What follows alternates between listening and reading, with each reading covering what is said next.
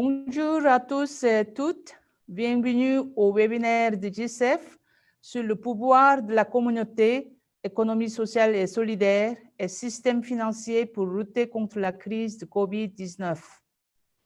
Je suis Laurence Kwak, secrétaire général du Forum mondial de l'économie sociale. On s'appelle GICEF en anglais. Je serai la modératrice d'aujourd'hui pour ce webinaire en français, qui est le premier de la troisième série de webinaires organisés par le GICEF avec le comité organisation locale de Forum Mexico en 2021. Et sur ce même thème, le prochain webinaire en espagnol aura lieu le 14 juillet et celui en anglais aura lieu le 21 juillet. Le thème économie sociale solidaire et système financier pour lutter contre la crise de COVID-19 est un thème qui anime toutes les réflexions des acteurs publics et privés sur une stratégie mieux adaptée aux enjeux de l'économie sociale solidaire pour faire face aux conséquences sociales et économiques de l'épidémie du coronavirus. Comment répondre aux besoins sociaux et maintenir au mieux l'activité économique des entreprises de l'économie sociale solidaire si affectées par la crise de COVID-19? Comment faciliter l'accès au financement pour les organisations d'économie sociale solidaire? Quel levier financier pour l'économie sociale solidaire pour les accompagner en cette période de crise et pour relancer après la crise? Ce sont des questions auxquelles répondront aujourd'hui nos 6 experts invités issus de différentes organisations de finances solidaires et inclusives qui agissent au niveau local, national, régional et international en partageant leurs bonnes pratiques et stratégies mises en œuvre pour les organisations et entreprises de l'économie sociale solidaire impactées afin de soutenir les acteurs économiques de l'économie sociale solidaire face aux conséquences de l'épidémie du coronavirus. Voilà, donc ce sont un peu des questions qui nous portent aujourd'hui pour ce webinaire. Mais avant de commencer, je vous donne quelques consignes, surtout pour un déroulement optimal. Alors, comme je vous ai déjà expliqué à tous les intervenants, vous avez 10 minutes pour présenter votre contribution et on va avoir toutes les interventions une après l'autre et puis on va avoir un temps de questions-réponses. Pour les participants, pensez bien à muter et conserver vos micros éteints afin d'éviter tout bruit parasite pendant les interventions.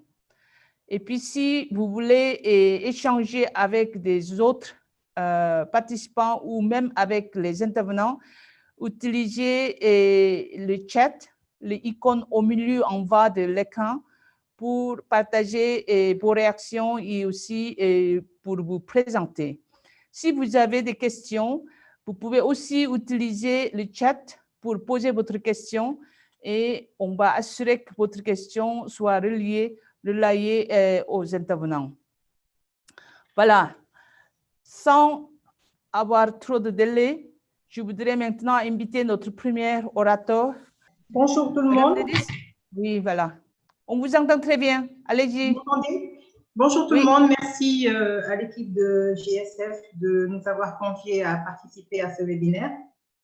Donc, effectivement, je suis administrateur général de la Fondation Selfinance au Sénégal et également vice-présidente Afrique du réseau INES, les investisseurs dans l'économie sociale et solidaire.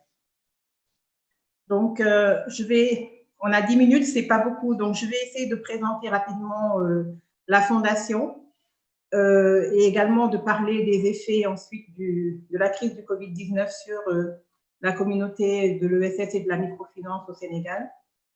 Et ensuite de parler un petit peu de la riposte qui a été organisée au niveau des acteurs, mais également au niveau de l'État et des collectivités territoriales. Puis peut-être évoquer les limites et les quelques recommandations que nous formulons. Donc, la Fondation Selfinance est une fondation d'utilité publique qui est née en 2007 de la transformation institutionnelle du Fonds de contrepartie sénégalo-suisse, qui a pour mission donc de contribuer à l'amélioration des conditions de vie des populations marginalisées et défavorisées. Et Pour ce faire, nous avons comme objectif de renforcer donc, les possibilités d'offre de crédit au système financier décentralisé au Sénégal. Donc, j'utiliserai souvent le terme SFD qui veut dire en fait, ce sont les institutions de microfinance qui, au niveau de l'UMOA, ont été dénominées système financier décentralisé. Nous avons également comme objectif de promouvoir donc, la micro, petite et moyenne entreprise, surtout en zone rurale et périurbaine, et aussi d'être un intermédiaire dans le secteur de la microfinance et de l'ESS au niveau du Sénégal. Donc, notre cible, ce sont les personnes qui sont exclues du système financier classique, donc qui ne sont pas les clients des banques. Et pour les atteindre, donc, nous avons deux types d'appuis, des appuis financiers que nous ne faisons pas directement au niveau des entrepreneurs, mais nous passons par les systèmes financiers décentralisés qui servent de relais pour atteindre cette cible. Et nous avons également un volet appui non financier, donc de suivi, d'accompagnement, appui institutionnel, renforcement de capacité pour le personnel, les membres des institutions de microfinance, mais également pour les bénéficiaires finaux. Et nous travaillons beaucoup en partenariat avec d'autres structures, surtout pour le volet appui institutionnel, pour faire ce type d'appui. Les autres activités de la Fondation, ce sont des activités de recherche, de documentation, sur tout ce qui concerne les problématiques de l'inclusion financière et de l'économie sociale et solidaire. Voilà, et comme je l'ai dit tout à l'heure, nous sommes également membres du réseau INES. Donc, pour ce qui concerne la crise du Covid-19 et ses effets et défis, je pense qu'un peu partout dans le monde, les conséquences se sont fait ressentir, surtout du fait des mesures qui ont été mises en place par les gouvernements pour éviter une propagation du virus. Et toutes ces mesures de restriction des déplacements et autres mesures, couvre-feu pour ce qui nous concerne, état d'urgence, ont entraîné un certain nombre d'effets. Pour ce qui concerne les entrepreneurs de l'économie sociale et solidaire, donc, qui se sont trouvés dans le désarroi et l'incertitude par rapport à une situation inédite, on a eu une chute des activités, voire un arrêt des activités pour certaines.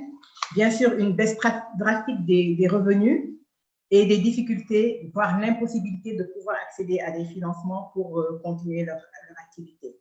Alors, pour ce qui concerne les structures de financement décentralisées, qui, elles, financent, pour la plupart, sont les financeurs en fait, de cette population-là, elles ont été confrontées à un retrait massif de l'épargne de leurs clients, qui, devant cette incertitude, ont préféré récupérer leur argent.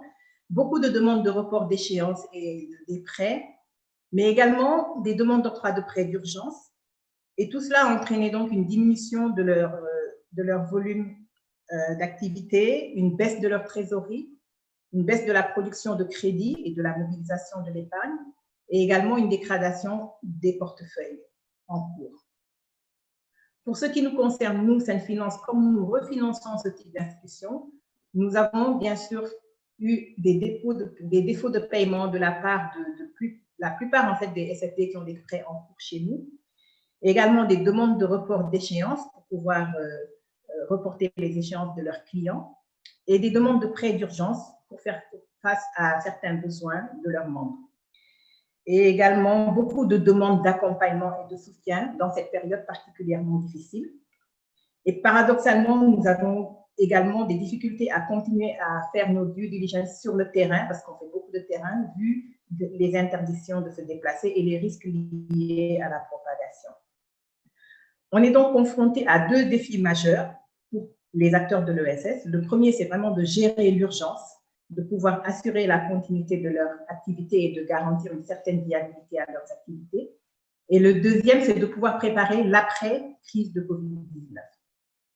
Et pour ce qui concerne les systèmes financiers décentralisés, pour la plupart, les principaux défis, c'est d'abord de pouvoir adapter, en fait, dans cette période de crise, leur offre de services aux bénéficiaires de leur crédit, de pouvoir maintenir les capacités productives des micro, petites et moyennes entreprises qui sont essentiellement des opérateurs du secteur informel, les petits producteurs agricoles, les femmes transformatrices et tous ces autres entrepreneurs de l'économie sociale et solidaire, et également de pouvoir préparer la relance post-crise du Covid-19. Alors, on va aller vite parce qu'en termes de riposte, pour les acteurs de l'économie sociale et solidaire, ce qu'on a pu constater comme réaction, c'est bien sûr, il y a eu des créations de chaînes de solidarité spontanées qui se sont faites entre acteurs, mais également une réorganisation de leur travail et même souvent des changements d'activité. Je donne l'exemple des petits détailleurs ou stylistes qui se sont reconvertis dans la production de masques pour pouvoir faire face à la demande, et également les femmes transformatrices qui d'habitude font d'autres produits qui se sont mises dans la fabrication du savon ou d'autres produits d'hygiène. Pour ce qui concerne les structures de financement décentralisées, alors, elles ont été obligées de mettre en place des mesures pour répondre à cette situation et de manière plus ou moins aisée selon ce sont des structures de grande taille ou selon leur niveau de maturité, leur degré d'autonomie et de professionnalisation. Les premières séries de mesures concernent donc un ajustement de leurs modalités de fonctionnement. Donc, pour la plupart, elles ont dû modifier leurs horaires d'ouverture, réduire ou faire tourner leur personnel, restreignent les opérations au niveau des guichets et certaines ont dû même fermer certaines agences ou guichets qui étaient situées dans des zones qui sont à risque ou qui sont éloignées et difficiles d'accès. Celles qui le peuvent ont instauré aussi le télétravail et beaucoup de campagnes de sensibilisation ont été menées auprès des employés, des clients et aussi l'instauration des gestes barrières. La deuxième chose, c'est qu'elles ont dû modifier leurs procédures même pour pouvoir s'adapter aux contraintes et répondre aux nouveaux besoins de leur clientèle. Donc, au niveau des modalités même de procédures d'octroi de crédit, donc suppression des réunions de crédit, des comités de crédit, puisque plus possibilité de se rassembler, suppression des visites de terrain, bien sûr, dans le cadre des due diligence, modification également des procédures de retrait d'épargne. Donc, elles ont par exemple donné des autorisations pour que les clients puissent retirer sur les comptes d'épargne qui sont censés être bloqués. Également, une réponse est la mise en place de nouveaux produits de prêt qui n'existaient pas dans la structure, donc des prêts d'urgence ou bien des prêts pour l'acquisition de denrées de première nécessité pour des structures qui d'habitude faisaient plutôt des prêts pour des activités productives. Et bien entendu, rééchelonnement des crédits et révision des échéanciers de remboursement, réduction voire suppression des frais tels que les pénalités de retard, et augmentation, quand c'était possible, ou instauration de l'offre de crédit de services à distance et de produits digitaux. Pour ce qui nous concerne, nous, personnellement, donc nous avons décidé de mettre en œuvre un certain nombre d'actions à court terme qu'on a décliné dans un programme qu'on a fait un programme d'appui à la résilience des SFD et particulièrement destiné aux structures isolées et qui interviennent en milieu rural et périurbain. Donc, ce programme a pour principaux objectifs de permettre à ces structures de financement décentralisées de pouvoir survivre à la pandémie et les aider à rester solvables pour qu'elles puissent à leur tour répondre aux besoins de leur clientèle. Autre objectif, c'est de pouvoir faciliter l'accès au financement des producteurs en milieu agricole, parce que c'est l'occasion de pouvoir booster la production agricole locale et de permettre ainsi de répondre à des besoins en produits locaux des populations pour pouvoir faire face à d'éventuelles ruptures de stock des denrées importées qui servent en fait à s'alimenter. Et le troisième point du programme, c'est un accompagnement et un soutien pour que les structures puissent continuer à jouer pleinement leur rôle dans le redressement post-crise. Donc, les principales mesures de soutien et d'accompagnement spécifiques que nous avons proposées dans ce programme, c'est le report d'échéance aux structures, la non-application des intérêts de retard, la mise en place de prêts d'urgence pour les SFD, mais également des prêts saisonniers pour surtout le secteur agricole, pour pouvoir répondre aux besoins de la campagne. Et dans une certaine mesure, l'appui à la digitalisation des activités qui est très importante dans ce contexte-là. On va passer au suivant parce qu'il me reste 1 minute apparemment. C'est juste revoir les mesures qui ont été prises par l'État du Sénégal. Donc, il y a eu la mise en place d'un fonds qui s'appelle le Fonds Force Covid-19, donc doté d'1 milliard de francs CFA. Et dans cette enveloppe, il y a une partie, donc 200 milliards, destinée spécifiquement à accompagner les secteurs les plus touchés, mais ça en passant par les banques. Et aussi un montant pour les toutes petites entreprises qui a été aussi géré par un fonds de l'État et la délégation de l'entrepreneuriat rapide, qui est une autre structure étatique qui a été également dotée pour venir en financement d'urgence aux entrepreneurs. On a également eu la mise en place de mesures fiscales spécifiques pour soutenir les entreprises, mais aussi un appui sectoriel au niveau du ministère de la microfinance et de l'économie sociale et solidaire, qui a donc décidé de faire des subventions aux acteurs de l'ESS et des prêts à des taux bonifiés pour les SFD. Et au niveau des collectivités territoriales, ils ont donc contribué à une certaine hauteur de 1,7 milliard de francs CFA, mais aussi elles ont mis en place des mesures d'atténuation des impacts socio-économiques de la pandémie. Et pour se concentrer uniquement sur l'aspect financement donc, du secteur, il y a eu des appuis aux entrepreneurs au niveau local avec des mécanismes d'urgence. Et par exemple, le FODEM, je sais qu'ils sont en train de suivre la conférence, ont mis en place des financements directs d'urgence aux entreprises de l'ESS et a aidé à relancer les entreprises sociales pour commander leur production. Next, ce sera la dernière, Laurence, ça va me prendre 1 minute. Donc, en termes de limites de ce dispositif, notamment mis en place par l'État, ce qu'on peut considérer, c'est que les entreprises de l'ESS, les acteurs de l'ESS n'ont pas été suffisamment pris en compte par ce dispositif et qu'il serait donc intéressant de pouvoir leur faciliter l'accès aux mécanismes de soutien qui ont été mis en place pour les entreprises impactées par le Covid, mais également de pouvoir déléguer la gestion des moyens aux collectivités territoriales et aux structures de l'ESS qui sont actives au niveau du financement et de l'accompagnement. Les limites aussi au niveau du cadre juridique, parce qu'aujourd'hui, les entreprises de l'ESS ne sont pas bien cernées au niveau du Sénégal. Donc, il y a une loi qui est en cours de finalisation, une loi d'orientation qui permettra de définir clairement le statut des entreprises de l'ESS. Et aussi, il manque un cadre juridique pour tout ce qui est toutes les autres formes de financement alternatifs, telles que le crowdfunding, la finance digitale, la finance verte, etc. Donc, ce serait intéressant, même au-delà de la crise du Covid, d'avoir un cadre qui permette de faire d'autres types de financement aux acteurs de l'ESS. On déplore également la disparité des interventions des structures de l'État parce qu'ils ont plusieurs fonds qui seraient opportuns de regrouper, mais aussi de mettre en place des cadres de concertation entre l'État, les collectivités territoriales, les structures de financement décentralisées, et de pouvoir placer vraiment ces collectivités territoriales au cœur des stratégies d'accompagnement et de financement des entreprises locales. Voilà, donc j'avais juste 2-3 éléments de recommandation. C'est la facilitation pour les acteurs d'accéder au marché public, de pouvoir encourager les investissements dans l'ESS par des mesures et des avantages fiscaux, par exemple, d'avoir une approche chaîne de valeur pour le financement du secteur, mais aussi de pouvoir encourager la production et la consommation locale. Et enfin, de pouvoir encourager la digitalisation des activités. Voilà, j'en ai fini pour ma présentation et je reste disponible pour toute question qui me serait posée. Merci à tous. Merci beaucoup, Denise. Je pense que c'est très enrichissant et c'est très intéressant, en tout cas face à une situation d'urgence, comment la Fondation Semfinance a développé un plan d'action à court terme qui répond vraiment à la plupart des besoins de ses clients et aussi ses organisations de l'économie sociale solidaire. Ça montre vraiment que la Fondation Semfinance connaît bien ces organisations et leurs besoins.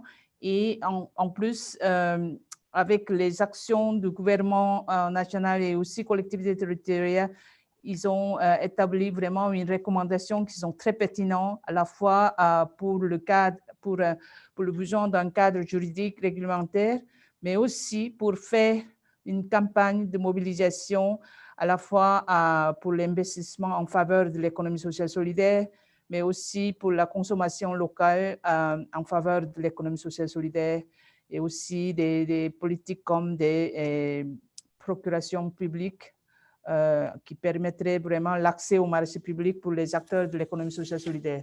Mais si ces recommandations sont très pertinentes. Alors, maintenant, je voudrais voir si M. Romulus, il est connecté. Et tout à l'heure, il était connecté, M. Romulus. Est-ce que vous êtes connecté? Oui, je suis connecté, je suis là. Oui, bonjour. Alors, voilà, je passe la parole à vous. Donc, Monsieur Jean Lukuna Romulus, qui est coordonnateur national du collectif de financement populaire et le président du Conseil national de financement populaire en Haïti. Vous avez la parole. Et bonjour à vous tous et à vous toutes qui suivez ce webinaire. J'ai le plaisir de partager avec vous les dispositifs pris par COFIP face à la crise de la COVID-19 et les mesures et les perspectives.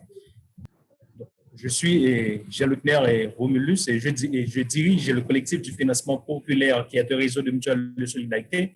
Et également, je suis le président du KNFP qui est un réseau d'institutions de microfinance.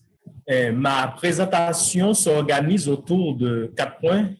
D'abord, je vais vous faire une brève présentation du réseau. Par la suite, les conséquences de la COVID sur les membres. Et après, les mesures qui ont été prises pour faire face à ces conséquences et les attentes et les propositions de relève. Le collectif du financement populaire, c'est un réseau qui a 4 niveaux. D'abord, il y a l'Assemblée générale qui est composée de tous les membres de la structure. Par la suite, il y a les coordinations régionales qui sont les assemblées locales et de mutuelles de solidarité, vient le bureau exécutif et les structures de base qui sont les mutuelles de solidarité. Le réseau COFIP, les actions du COFIP face à la COVID-19, les impacts de la COVID sur le réseau COFIP. Au niveau de l'Assemblée générale et de la coordination régionale, le premier impact, c'est qu'il y a des difficultés pour que ces structures puissent se rencontrer. Et donc, ce qui a causé un problème de gouvernance. Il n'y a pas moyen de sanctionner le rapport annuel de l'exercice écoulé et d'adopter le plan annuel pour l'exercice qui vient, c'est-à-dire 2020 et 2021. Et encore, il y a des dirigeants dont leur mandat est arrivé à terme et qui sont restés en poste en dehors des normes statutaires et des règlements intérieurs. Donc, il y a un problème de gouvernance causé par la COVID-19. Au niveau du bureau exécutif, il y a une réduction des revenus causée par une diminution des remboursements des impayés. Et cette situation est due non pas seulement à cause des difficultés liées à la COVID et des difficultés économiques, mais aussi à un circulaire de la BRH, Banque de la République d'Haïti, concernant un moratoire sur les prêts. D'autres impacts, c'est qu'il y a des difficultés pour rencontrer les membres des MUSO qui sont dans le milieu rural parce qu'ils sont plus habitués à des communications directes, parce que le collectif du financement populaire, c'est une institution de proximité qui travaille directement sur le terrain avec les membres. Et en ce qui concerne les mutuelles de solidarité, qui est une association de base de cotisation et de prêts, en moyenne de 25 à 30 personnes, les réunions continuent, certes, mais ce n'est pas de la même manière. Les groupes se sont obligés de se scinder en 2 ou 3 pour respecter les consignes. Et ça a pour conséquence le temps des réunions est plus long pour les dirigeants. Et encore, il y a un autre impact, c'est qu'à l'intérieur des mutuelles de solidarité, les prêts internes ne sont pas renouvelés parce qu'il y a certains membres qui sont en difficulté, soit pour rembourser ou du moins de continuer à donner leur cotisation à la caisse, ou du moins, il y a aussi des prêts externes qui ne peuvent pas être renouvelés.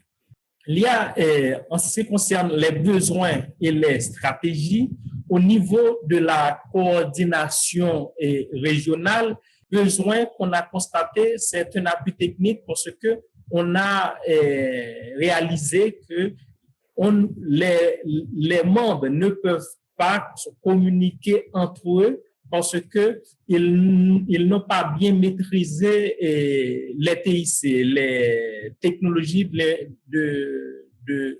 l'information et de communication. Et pour ça, on a utilisé, on a développé de nouvelles stratégies, on a utilisé les technologies de base. Par exemple, on a formé des groupes WhatsApp, on a utilisé le Skype, on a envoyé des SMS pour pouvoir rester en communication pour que ces structures puissent continuer à fonctionner. Au niveau du bureau exécutif, il y a aussi les besoins sont de deux ordres. Il y a des besoins de subventions et certes un appui technique pour continuer à former et à accompagner les acteurs. Parce que le présentiel est très dominant dans le réseau Profit. Et utiliser le télétravail, utiliser les TIC pour communiquer avec les membres, c'était pas vraiment évident. Donc, dans ce cas, nous avons besoin d'un appui technique pour appuyer, pour renforcer, pour accompagner et non seulement les membres, les employés au niveau du bureau, mais également les gens qui sont sur le terrain. Et comme stratégie, nous avons réduit les dépenses de fonctionnement, réduire les dépenses de staff et développer et offrir de nouveaux services. Par exemple, nous avons pu développer une application pour permettre aux membres des MUSO d'enregistrer leur mutuelle online et de gérer leur MUSO. Au niveau des mutuelles de solidarité, le grand besoin à ces groupes, c'était de continuer à se réunir et de faire face à la baisse du pouvoir d'achat. Et dans le pays, en Haïti, la dévaluation de la gourde face au dollar américain, chaque jour, la gourde perd de plusieurs points par rapport au dollar. Donc, c'est un problème très puissant pour les mutuelles de solidarité. Et après, il y a un autre besoin, c'est d'accéder à des crédits. Vous avez juste 1 minute restante. Vous pouvez accélérer un peu, s'il vous plaît. Oui. Donc, la stratégie, c'est de réunir en petits groupes et les participer, de réunir les groupes en groupes réduits et nous avons participé également à des campagnes de sensibilisation pour prévenir la propagation du virus suivant. En termes de proposition, donc au niveau de la coordination régionale, nous avons besoin d'appui technique et la proposition, c'est d'accès aux zones urbaines et d'améliorer le climat de sécurité et avoir une plus grande reconnaissance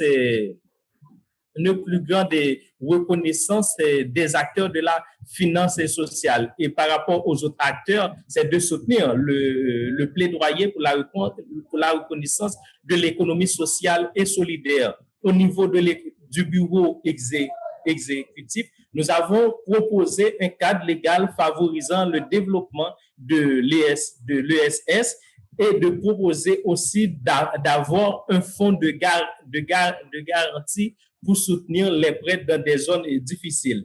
Et au niveau des autres partenaires, soutenir le plaidoyer pour la reconnaissance de l'ESS et de trouver de l'appui technique et un fonds de solidarité pour la recapitalisation. Au niveau des mutuelles de solidarité, certainement, l'attente principale est d'avoir accès au crédit et l'utilisation de la banque à distance. Et proposition à d'autres partenaires, c'est de renforcer le crédit et de renforcer la capacité des mutuelles de solidarité en les formant, par exemple, en éducation et financière. Donc, mesdames, mesdemoiselles et messieurs, c'était un plaisir pour moi de partager l'expérience de COFIP dans le cadre de la COVID-19. Merci de votre précieuse et solidaire attention. Merci beaucoup, Monsieur Romulus. Je pense que je suis vraiment désolée, mais comme le temps est limité, j'ai dû vraiment vous pousser un peu d'accélérer. Je vois que vraiment, pour un collectif de financement, il y a à la fois un problème de gouvernance qui pose en ce temps de crise, mais aussi la transition technologique qui doit opérer en même temps pour pouvoir répondre aux besoins de ces membres. Je pense que c'est un thème qui revient assez souvent justement aux organisations de l'économie sociale solidaire dans les pays en voie de développement. Merci beaucoup encore. Je pense qu'on va partager de toute façon votre présentation de PPT à tous les participants. J'inviterai maintenant l'intervenant suivant, M. Philippe Kichandu, qui est directeur de développement de la finance inclusive à la Fondation Grameen Crédit Agricole. Philippe, tu as la parole. Oui. Bonjour à tous. C'est bon, vous m'entendez bien? Ok. Bonjour à tous et merci Laurence pour l'introduction et merci au GEF de me donner l'opportunité de vous parler de la Fondation Grameen Crédit Agricole, de ce qu'on fait dans le cadre de la crise du Covid-19. Donc, juste une présentation rapide de la fondation, hein, qui est une fondation française qui a été créée en 2008, à la fois à l'initiative de la Grameen Trust au Bangladesh, qui a reçu avec le professeur Mohamed Yunus le prix Nobel de la paix en 2006, et le groupe Crédit Agricole, hein, qui est une des plus anciennes banques coopératives françaises, qui a été créée au 19e siècle pour venir en appui à l'époque aux agriculteurs français. On intervient essentiellement, on est une fondation, mais on intervient comme un fonds d'investissement, hein, un peu comme Sen Finance, puisqu'on va investir en dette, en prise de participation au capital ou en garantie auprès d'institutions de microfinance et d'entreprises sociales. Aujourd'hui, on appuie dans 40 pays près de 90 institutions de microfinance et entreprises sociales, qui sont principalement des institutions qui sont de taille, on va dire, intermédiaire, qui gèrent des portefeuilles autour de 30-40 millions d'euros, mais voire même plus. Hein. Nos plus petits partenaires, notamment, est au Sénégal, avec un portefeuille d'autour de 1 million d'euros. On a un focus assez important sur l'Afrique subsaharienne, hein, qui représente près de 37-38% de nos investissements et plus de 50% de nos partenaires. Et donc ça, c'est un point important. Et la diapositive d'après vous montre un peu quel est aujourd'hui l'impact de la Fondation. On vient de sortir notre premier rapport d'impact la semaine dernière, où on voit bien nos 3 orientations stratégiques, hein, qui sont de favoriser l'accès des populations vulnérables aux services essentiels, de renforcer la résilience des économies fragiles et d'améliorer les conditions de vie des populations vulnérables. Grâce à nos partenaires en inclusion financière, on touche près de 9 millions de personnes avec un gros focus sur les femmes. C'est 85% de femmes bénéficiaires qui sont impactées par les partenaires avec lesquels on travaille et 78% de clients en zone rurale. On a vraiment les 2 cultures, hein, de nos fondateurs, à la fois la Grameen qui est très axée sur les femmes et le groupe Crédit Agricole sur le monde rural. On a aussi, grâce à nos entreprises sociales, on permet à près de plus de 43 000 personnes d'avoir accès à des équipements solaires, 30 000 personnes d'avoir accès à des projets liés à l'eau. On intervient aussi beaucoup, comme vous voyez, hein, dans des pays, 45% dans des États fragiles, 48% dans des États où les populations sont exposées au risque de changement climatique. On facilite l'accès à plus de 50 000 emplois. Enfin, voilà, donc quelques données chiffrées sur ce que fait la Fondation. Alors, la diapositive d'après va vous montrer quels sont les résultats des différentes enquêtes que l'on a menées depuis le début de la crise auprès de nos partenaires. En fait, on a mené déjà 6 enquêtes depuis le mois d'avril où on demande à nos partenaires de voir comment la situation a évolué. Et lors de la dernière enquête, on s'est associé à 2 autres structures, ADA, qui est basée au Luxembourg, et Impulse, qui est basée en Belgique, afin d'avoir un panel plus représentatif, puisque vous avez vu, on n'intervient pas du tout, par exemple, en Amérique latine. Et là, en fait, on a des données qui recouvrent plus de la dernière étude, plus de 110 institutions de microfinance dans le monde. Évidemment, toutes ces enquêtes sont disponibles sur notre site et sont aussi disponibles sur différents autres sites. En fait, ce qui est intéressant de voir, c'est qu'on voit bien, et ça a déjà été dit par Denise, on voit bien quel est l'impact, les difficultés majeures auxquelles ont été confrontées les institutions, qui est une forte augmentation du portefeuille à risque. Vous avez le deuxième graphe en bas à droite qui vous montre l'augmentation de ce qu'on appelle le portefeuille à 30. Portefeuille 30, c'est vraiment l'indicateur pour mesurer, on va dire, la performance financière de l'institution et la manière dont elle va gérer son portefeuille. Et on voit bien qu'on n'a uniquement que 20% d'institutions qui n'ont pas été impactées et qui n'ont pas vu une augmentation significative de leur risque de portefeuille, alors que 80% le sont, certains avec une augmentation, voire un doublement, près de 25%, doublement de leur portefeuille à risque. Donc, on voit bien une dégradation liée aux difficultés que vont rencontrer les clients de ces institutions pour rembourser leurs propres prêts. Et on voit bien aussi, je reviendrai là-dessus, sur les enjeux pour les institutions microfinances de décaisser ou d'encaisser, dans les 2 sens d'ailleurs, des informations. Ce qui est intéressant, c'est que si vous regardez le premier graphe, c'est qu'on voit vraiment que l'augmentation du risque du portefeuille augmente au fur et à mesure des enquêtes qu'on a faites, et que c'est une tendance forte. C'est qu'aujourd'hui, je pense que le risque est très important dans la plupart des institutions avec lesquelles nous, on va travailler. Dans la deuxième, l'autre slide, s'il vous plaît, on voit dans le premier graphe quelles sont les difficultés rencontrées pour toucher les clients. Donc, ça a déjà été dit aussi, la difficulté parce qu'il y a des agences qui sont fermées ou partiellement ouvertes, la difficulté parce qu'on ne peut pas réunir les gens en groupe ou parce qu'on ne peut pas se déplacer, etc. Ce qui est assez intéressant dans le premier graphe, c'est qu'on se rend compte en tout cas que pour les partenaires de la Fondation, qui je le rappelle sont plutôt en Afrique, voire en Asie, on voit que les difficultés pour rencontrer les personnes, etc., pour se déplacer sont de moins en moins importantes. Et ce n'est pas le cas sur la donnée générale. Et ça, c'est essentiellement lié par le fait qu'on est rentré avec les données sur l'Amérique latine, où on sait bien qu'en Amérique latine, la crise est aujourd'hui beaucoup plus active que dans les autres pays aujourd'hui du monde, malheureusement. Et donc, ils sont encore dans un stade où c'est un vrai problème par rapport aux autres partenaires. Quand on regarde quelles sont les mesures qui ont été mises en place par les différentes institutions, bon, ça a été dit, c'est vraiment fournir du matériel sanitaire au niveau du personnel, mesures d'hygiène, la création d'un comité de gestion de crise, c'est vraiment plus de 90% des institutions qui ont mis ça en place, mais aussi tout le travail qui a été fait de restructuration des prêts auprès des clients. Et ça, je pense que c'est un effort effectivement très important fait par les partenaires.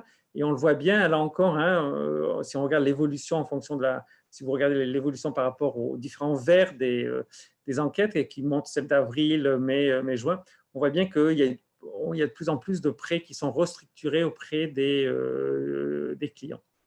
Et puis, le dernier graphe montre comment les institutions se positionnent pour l'après-crise. Et ce qui nous a beaucoup frappé et ce qui est assez intéressant et qui nous intéresse, parce qu'on a un focus assez fort sur le secteur de l'agriculture, c'est qu'on se rend compte qu'il y a quand même une certaine stratégie, ou en tout cas une intention de se développer davantage vers le monde rural et l'agriculture qui serait moins touché que le secteur du commerce, on va dire plutôt classique, etc., voire du tourisme dans certains cas, et l'importance d'axer là-dessus. Alors que des programmes liés par exemple à la microassurance vie, microassurance santé, dont on pouvait pensaient que c'était des programmes qui pouvaient être plus développés le seront un peu.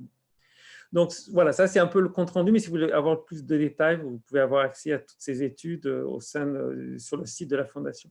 L'autre diapositive va vous présenter ce qu'a fait la réponse globalement du secteur. Et quand je parle du secteur, je parle ici des investisseurs dans le secteur de la microfinance. On va dire qu'ils se sont mobilisés autour de quatre éléments. Il y a eu d'abord un pledge, et je vais revenir là-dessus, qui a été initié par la Fondation auprès des institutions pour protéger les IMF et leurs clients. Il y a un MOU qui a été signé par quelques grosses organisations qui sont un peu dans le même état d'esprit pour voir comment est-ce qu'on va accompagner ces partenaires durant la crise. Il y a un outil de reporting qui a été mis en place, un outil qui se veut commun pour faciliter la manière dont les institutions de microfinance vont partager leurs informations auprès des investisseurs et de leurs partenaires et éviter qu'ils aient plusieurs reportings à faire. Donc là, aujourd'hui, il existe un outil commun. Et puis, il y a tout un travail de coordination en termes d'assistance technique et je reviendrai dessus. Et puis, ce qu'il faut savoir, hein, c'est qu'on a vraiment la perception qu'il faut se préparer à un choc économique qui va être sur de la durée. Hein, autant le choc sanitaire, en tout cas dans les pays dans lesquels on peut intervenir, notamment en Afrique, est heureusement moins présent, autant le choc économique est réel et c'est sur cette dimension-là qu'il faut travailler. Donc, je vais revenir sur la prochaine diapositive, s'il vous plaît, sur le pledge que la Fondation a initié. Aujourd'hui, il a été signé par 30 signataires qui ont adopté cette initiative. Il s'agit à la fois de fonds d'investissement, mais aussi des réseaux, en tout cas tous les acteurs assez larges qui travaillent sur les questions on va dire, de la finance inclusive et qui prennent certains engagements. Et la diapositive d'après va vous montrer quels sont les axes sur lesquels on a beaucoup axé ce pledge. D'abord, c'est la promotion des principes de protection des clients et des protections du personnel, hein, parce qu'il est fondamental que les institutions de microfinance ont une action forte dans ce champ-là.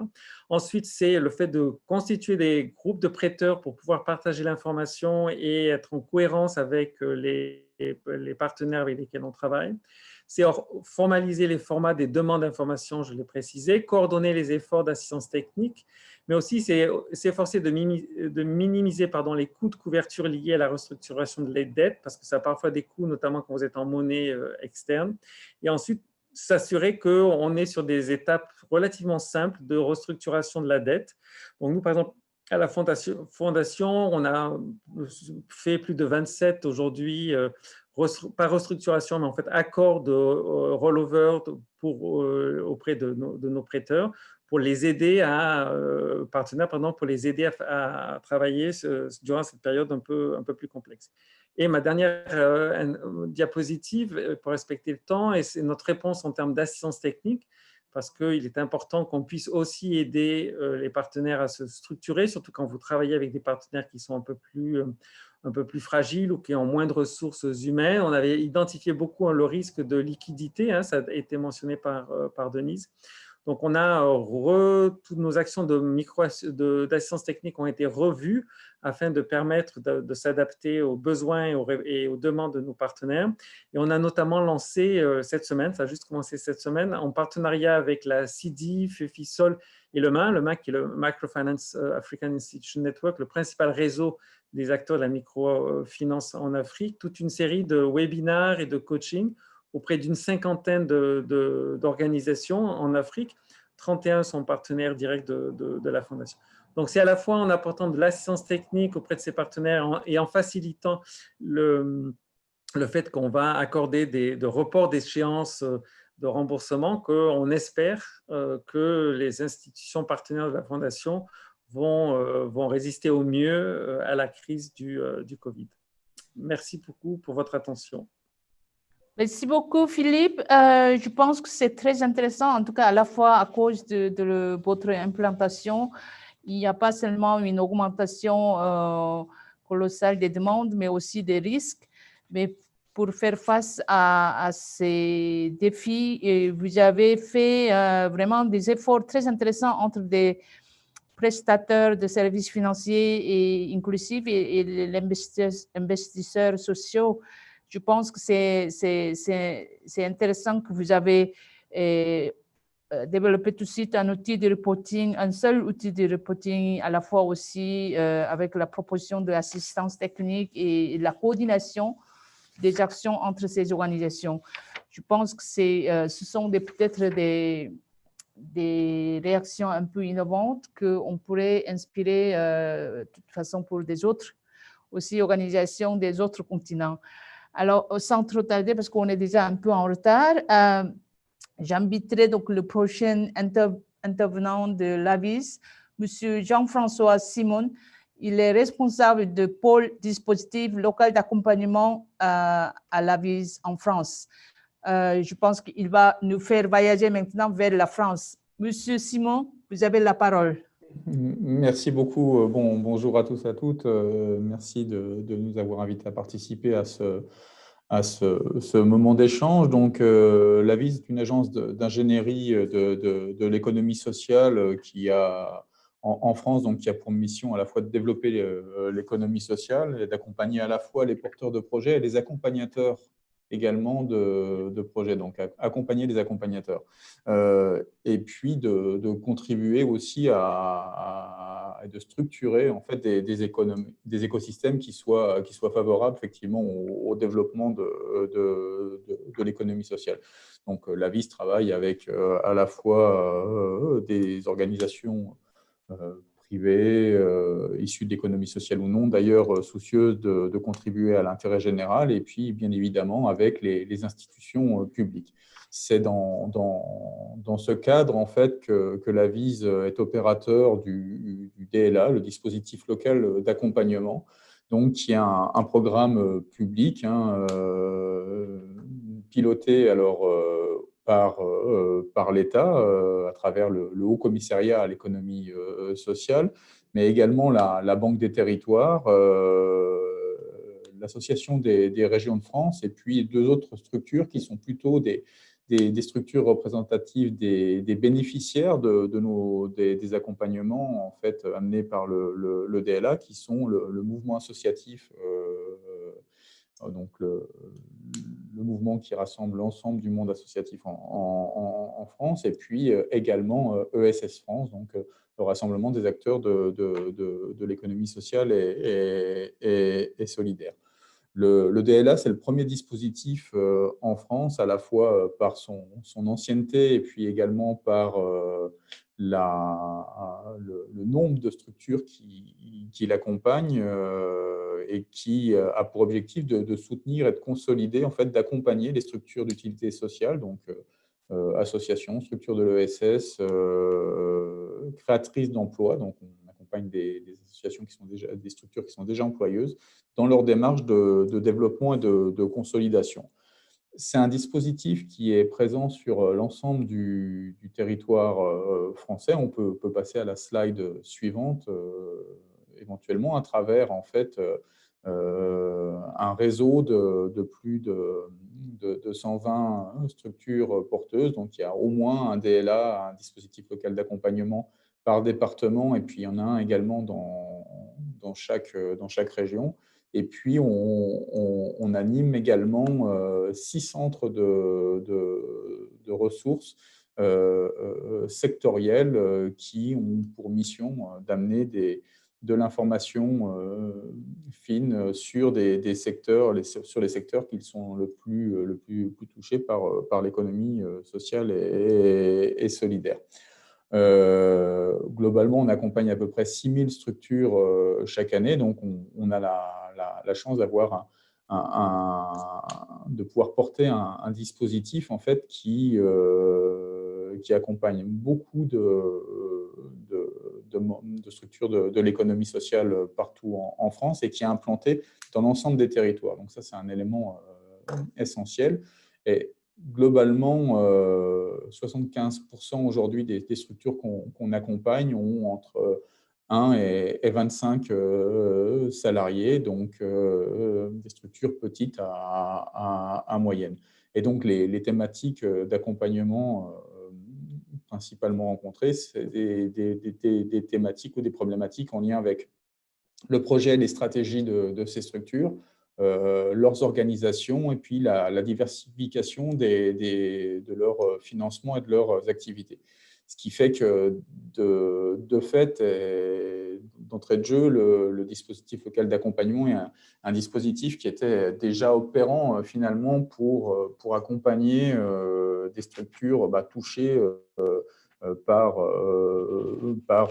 une crise. Donc voilà, parmi les secteurs qu'on accompagne majoritairement, voilà, il y a le secteur culturel qui est très représenté dans le monde de l'économie sociale en France, celle de l'animation et du médico-social, tout ce qui est en lien avec l'insertion aussi par l'activité économique, et puis également tout ce qui est en lien avec la santé, le sport et puis l'environnement. Un accompagnement par un DLA, en fait, c'est un processus initialement de moyen terme qui passe par une phase d'abord de diagnostic et puis à la construction avec une structure en fait d'un parcours d'accompagnement, alors qui peut à la fois mobiliser des ressources territoriales, locales, donc en stimulant des partenariats, en incitant effectivement à rejoindre des logiques de réseau, à coopérer, à mutualiser à l'interne, mais qui peut aussi faire appel à des ingénieries, des accompagnements externes opérés par des spécialistes. C'est souvent le cas. Et puis ensuite, une logique de bilan et de suivi, alors qu'il y a un suivi long en fait, puisqu'on travaille globalement en essayant de mesurer l'impact des accompagnements plus de 2 ans après la mise en place des accompagnements, donc qui permettent de bien vérifier en fait les effets du dispositif sur les structures accompagnées. Donc voilà, alors l'intérêt pour nous, effectivement, d'avoir ce réseau qui est déjà très, très structuré dans le cadre d'une crise, c'était de pouvoir effectivement pouvoir réagir finalement très, très, très rapidement aussi à ce qu'on a pu rencontrer et affronter ces derniers mois en France. Alors déjà à travers, pendant toute la période de confinement, une forte mobilisation du réseau, s'assurer déjà que le réseau continuait à fonctionner efficacement malgré effectivement les différentes mesures de confinement, et puis en même temps préparer et outiller effectivement l'ensemble du réseau, des chargés de mission qui œuvrent partout en France sur les territoires à affronter un petit peu ce à quoi ils allaient devoir faire face. Alors à travers des logiques de formation, effectivement, sur bien connaître et comment mobiliser effectivement les différents dispositifs financiers qui soient inscrits dans le droit commun ou d'autres dispositifs qui sont mis en œuvre pendant cette crise. D'outiller également ces chargés de mission en amenant des éléments de veille très structurés, secteur par secteur, sur les impacts de cette crise, et puis les différents outils mis en place, que ce soit par l'État ou par d'autres acteurs d'ailleurs, pour de permettre de rebondir finalement, mais aussi des choses très très pratiques autour de voilà, comment on continue à faire fonctionner effectivement sa structure, mais ça on l'a déjà entendu au cours de ce webinaire, comment on continue à fonctionner effectivement malgré les mesures de confinement, comment on relance dans les phases de déconfinement, donc tous ces éléments. Un temps de sensibilisation aussi de tous les porteurs, donc à travers une série de visioconférences pour bien comprendre effectivement les impacts de cette crise, et puis aussi beaucoup de moments d'échange à l'intérieur du réseau, échanges qui étaient derrière capitalisés de manière à identifier les meilleures pratiques partout sur les territoires, et qui permettent ensuite d'être développés. Donc voilà, il fallait continuer à faire vivre le réseau pour le préparer en fait à au rebond et puis aujourd'hui à une demande d'accompagnement qui va croissant, bien évidemment, pour les structures de l'économie sociale qui ont eu à souffrir effectivement de cette rupture, de cette crise effectivement qui va durer. Ce qui a toujours un petit peu guidé notre réflexion, c'est de travailler à la fois sur du court terme. Il fallait faire face effectivement à cette crise aujourd'hui, mais il fallait aussi être dans une logique effectivement de travailler avec nos structures bénéficiaires sur comment elles allaient pouvoir rebondir. Et donc, on a été également associé avec toujours le Haut Commissariat à l'économie sociale, à l'innovation sociale, et puis également un autre acteur français qui est un acteur de l'entrepreneuriat social qui s'appelle France Active, en fait, à la mise en place d'un dispositif de secours, alors qu'il y a un dispositif que je qualifierais de double détente, effectivement, qui porte à la fois sur ces questions de court terme et de moyen terme. Un court terme à travers ce dispositif, en identifiant des structures partout sur le territoire, alors structures de l'économie sociale de moins de 3 salariés, en fait, donc plutôt des petites structures qui risquaient de se retrouver en rupture de trésorerie, qui pouvaient engager en fait leur pérennité sur du court terme, mais de conditionner cette aide à la mise en place d'une logique d'accompagnement sur du moyen terme qui leur permettait de rebondir. Donc, voilà un petit peu là, le type de mesures là, que l'on a porté, qu'on continue à porter d'ailleurs aujourd'hui, puisqu'il y a eu deux vagues de dispositifs qui ont été mis en place ces derniers mois. C'est un dispositif qui a été monté réellement dans la réaction en très très peu de temps, compte tenu du nombre d'acteurs qu'il pouvait mobiliser. Et puis, dont aujourd'hui, on est en train d'évaluer aussi la portée, puis sont en train de se mettre effectivement les différents accompagnements qui permettront aussi à ces structures de maintenir et puis de redévelopper leur activité. Et puis ce qu'on est en train également d'évaluer, c'est les besoins qui vont émerger, parce que bien évidemment, je rejoins complètement l'intervenant précédent sur le fait qu'on n'est qu'au début en fait de cette crise en fait.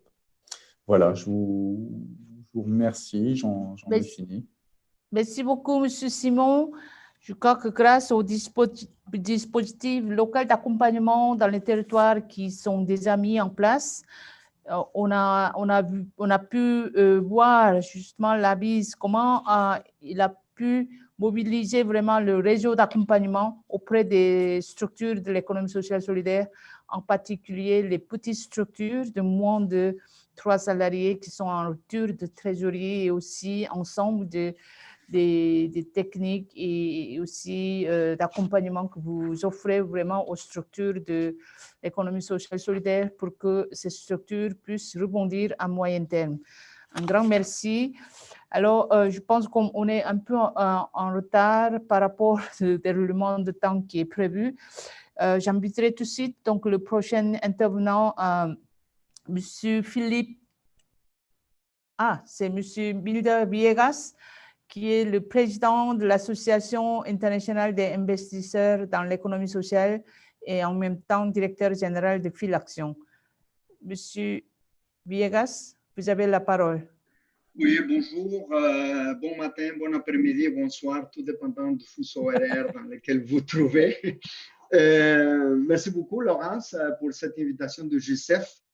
C'est très important, je pense, l'échange que nous faisons en ce moment dans les circonstances. Avant tout, peut-être, permettez-moi de saluer à Denise Fatou en Afrique. Je pense qu'elle a été éloquente dans sa présentation de ce qui se passe au Sénégal. Et aussi Jean Lupner, un autre membre d'Ines, aussi beaucoup d'éloquence dans ce qui se passe en Haïti. Puis finaliser mes salutations peut-être pour dire que la situation du Covid impacte tout le monde, mais ça se vit peut-être différemment. Saluer Jean Lavoie, que j'ai vu, une des participantes, là, que c'est la responsable de l'économie sociale à la ville de Montréal, qui a permis en fait de faire un lien, créer un lieu d'échange entre différentes organisations à Montréal qui travaillent au niveau de l'économie sociale. Puis évidemment, je laisserai Philippe tantôt parler de CAF Finance. Oui, je suis Milder Villegas, le directeur général de Filaction, donc un fonds de développement ici au Québec, et aussi président de l'Association internationale des investisseurs en économie sociale, INES. Next. INES est présente presque partout dans le monde. Il y a une trentaine de membres qui représentent à certains égards 1500 organisations, parce que, bon, chez INES, il y en a des membres qui font l'investissement direct, mais il y a aussi des réseaux, puis même des fonds de deuxième niveau, ou dans certains pays, on appelle fonds des fonds. C'est un réseau qui contribue à l'échange des idées, des expériences, toujours en termes d'économie sociale et solidaire. Nous croyons au niveau d'INES que les finances doivent être jumelées à une responsabilité sociale importante et puis surtout à long terme, parce que souvent on voit des programmes, on voit des services qui sont dans une vision à très court terme. Donc, les membres d'INES sont des organisations, comme je disais, dans les finances, d'économie sociale, et ce financement permet, entre autres, de développer à leur tour, compte tenu que sont des organisations de ce niveau, des activités à un impact à plus long terme. Suivant. Les organisations membres d'INES, certains collègues de l'épargne, bon, utilisent cet argent-là pour des investissements en économie sociale. Certains, je disais, fonds de financement qui travaillent soit au niveau local, puis même au niveau régional ou même national. Ils investissent dans de différentes initiatives, que ce soit au niveau des énergies renouvelables, le commerce équitable, l'agriculture, la santé, la culture et l'éducation. Sont souvent soit des coopératives, les financements s'adressent à des coopératives, à des entreprises communautaires ou même des petites entreprises. Également, dans les membres d'INES, il se trouve des organisations qui travaillent au développement de l'économie sociale. Donc, ce n'est pas seulement des organisations qui sont dans le financement, mais ce sont des organisations aussi qui aident à structurer l'économie sociale partout dans le monde. Donc, on a des membres tant en Amérique, donc que ce soit Amérique du Nord, les Caraïbes ou en Amérique latine, centrale du Sud, des membres en Afrique, en Asie, puis bien sûr en Europe. Suivante. En termes d'impact ou ce que les membres d'INES font face à la COVID, je parlais de l'éloquence d'autres membres tantôt. Puis je disais aussi au tout début que bien que cette maladie nous impacte ou nous touche tout le monde, ben, l'impact est différent des régions, des organisations ou des pays. Dans les pays dans lesquels certains membres d'INES sont situés, dans lesquels le secteur informel est très important. D'ailleurs, dans certains, on parle entre 70 et 95%, ce qui n'est pas le cas, par exemple, du Québec. Donc, on a un spectre assez large. L'impact, évidemment, je pense que les personnes qui ont parlé précédemment ont dit comment le secteur informel pouvait être grandement touché dans certains pays. En Amérique latine, en Afrique, bon, contrairement, comme je disais, au Québec ou peut-être même en Europe, les mesures gouvernementales qui ont été prises sont soit insuffisantes, ils ne s'adressent pas aux petits commerçants ni aux structures de microfinance. Ça, c'est une généralité dans certains pays, oui, mais en général, les programmes gouvernementaux s'adressent surtout aux grandes entreprises, aux grandes banques, puis les gros de l'économie qui s'est axé sur le secteur informel, ben, en certains égards, est laissé pour compte. Suivant. On le disait tantôt, les impacts du COVID sont à trois niveaux, structuraux, sociaux et financiers. Structuraux, les membres d'INES sont organisés pour s'adapter à la réalité, mais force est de constater que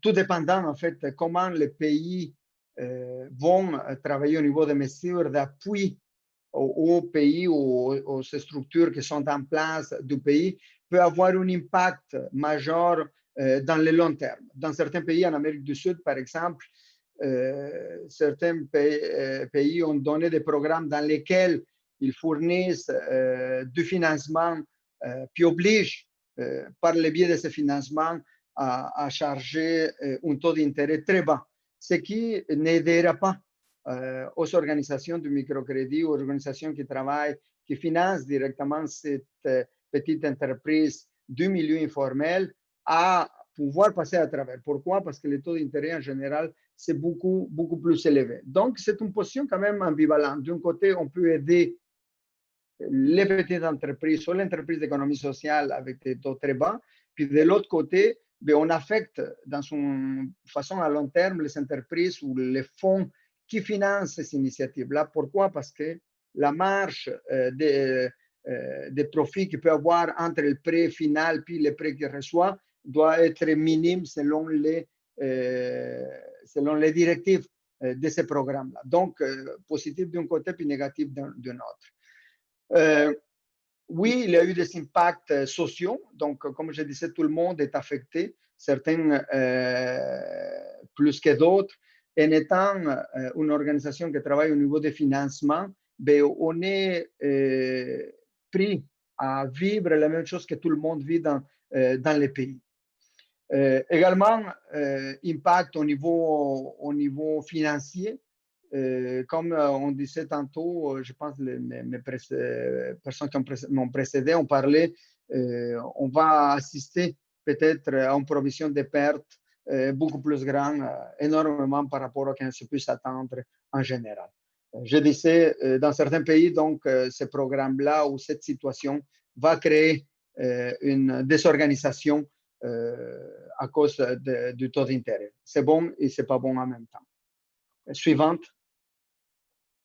Donc, les membres d'INES ont dû mettre en place plusieurs mesures pour appuyer les entreprises touchées par les restrictions.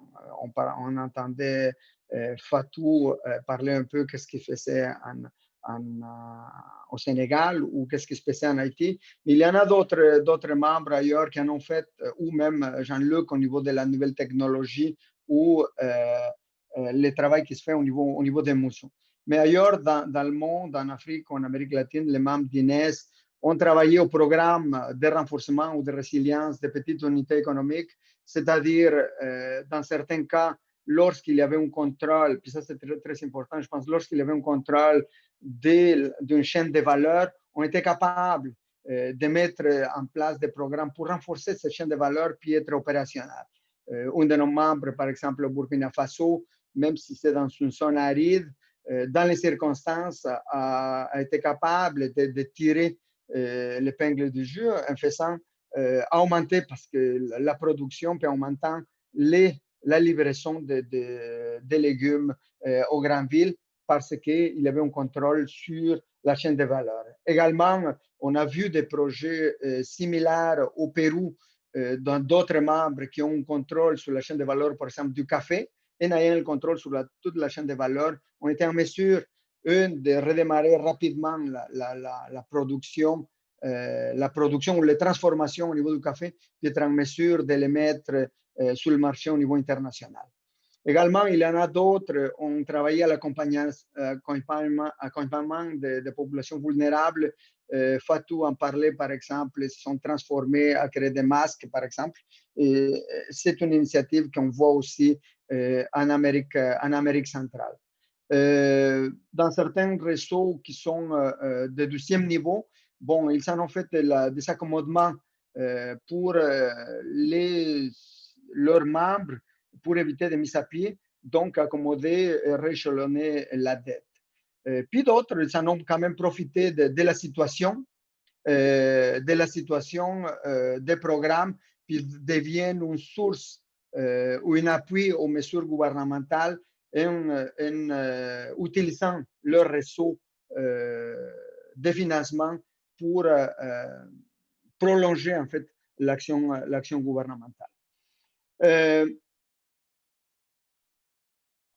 Si, comme je disais tantôt, il y en a une situation différente entre ce qui peut se passer avec l'action au Québec, dans lequel l'impact auprès de nos clientèles est minime, à peu près 3% seulement, on voit des risques élevés, 12% de risque moyen, puis 85% risque faible, aucune. Mais contrairement à d'autres pays, on voyait Philippe montrer certains exemples, même qui ont parlé même de 80%, dans lesquels il pouvait avoir un haut risque. Donc, pour des organisations comme la nôtre, c'est correct, on est impacté, mais pas tant que ça. Mais pour d'autres, le futur c'est incertain. Donc, dans les circonstances, je pense qu'on doit demander des programmes. Je suis ravi d'entendre Philippe, tout le travail qu'ils sont en train de faire. D'ailleurs, il y en a 2 autres membres d'Inès qui travaillent avec lui. Je pense que lors de notre Assemblée générale la semaine prochaine d'Inès, on devrait tenir compte de ce type de programme. Donc, pour l'avenir, ce que nous devons faire, c'est de clarifier notre vision sur ce que nous voulons faire.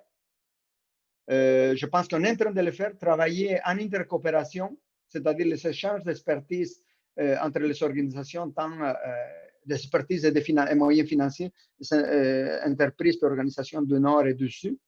Travailler aussi parce que bien que certains s'en sortent très bien au niveau de l'économie sociale, il faut qu'on soit en mesure d'avoir des organisations beaucoup plus fortes. Pour ce faire, on doit travailler sur le changement d'échelle de nos organisations de financement, tant en termes de nombre et de type de financement. Puis aussi travailler, comme dernier point, à l'activation de la demande, à développer de nouveaux modèles et des projets. Sur ça, je vous dis merci beaucoup. Merci beaucoup, Monsieur Villegas.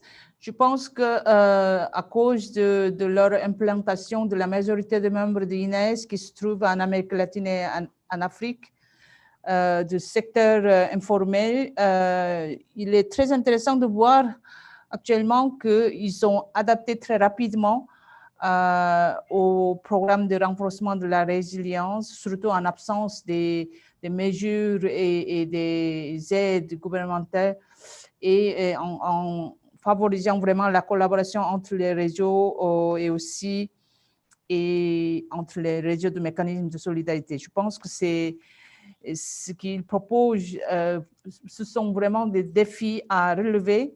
Comment on peut faire un changement d'échelle pour justement ces organisations de financement pour les populations les plus vulnérables et aussi comment développer un peu plus des aides et aussi de l'accompagnement. Merci beaucoup encore à M. Villegas.